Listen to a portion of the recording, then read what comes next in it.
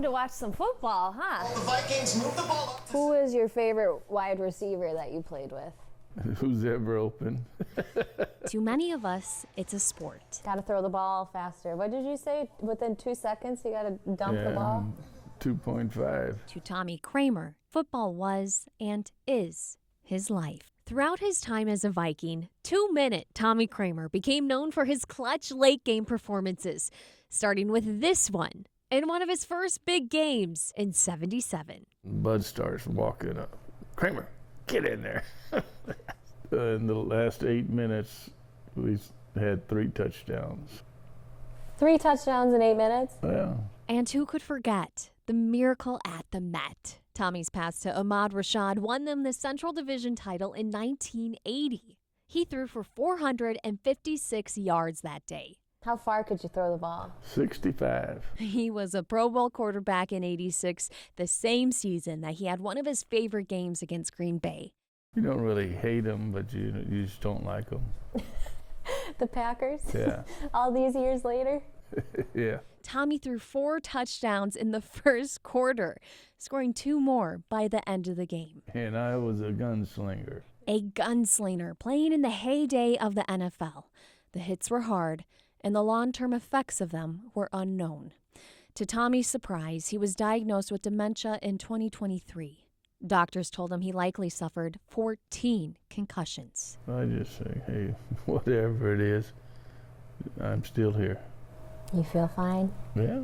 It is likely that Tommy Kramer contributed his dementia to football. Dr. Chris Nowinski has studied the correlation between sports and long-term traumatic brain injuries for decades. If you have a long career in football, if you play 20 or more years, the vast majority of those who have been studied have had CTE, and the ones who have lived into their 60s and 70s frequently have dementia from CTE. Harvard research backed by the NFL Players Association says that NFL players who played at least 10 seasons or more were twice as likely to have cognitive problems as those who played 1 season. I've recently been diagnosed with Parkinson's. Last year, one of the most recognizable quarterbacks in history made a major health announcement himself. And we were always going to kind of keep it private, but after Favre announced, I talked with Tommy, and it was just good that we get it out there so it can help other players. Buddy Becker, a longtime friend of Tommy's, is who Tommy came to live with when he moved back to Minnesota several years ago. He took steps. They gave us steps, what we need to do,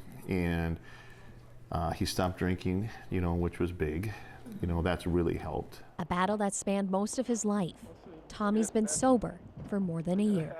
Buddy says the NFL said they would get Tommy in to see their neurologist, but it was a 7-month-long wait, adding that Tommy's still waiting to receive clarity on medical coverage. Tommy's not mad at the NFL, hey, he gave him a good life, and stuff. It's not just him. There's other players that need help. The Texas native etched his legacy into Minnesota's frozen turf.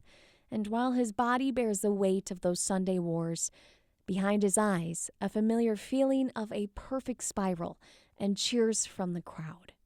A precious memory of the game that didn't just define his life, but became the very heartbeat of his story. We love him so much, and he's just so good for everybody. He's got the biggest heart of anybody you can imagine. Who knows how long are you going to live, All you got to do is have fun and wait for the best.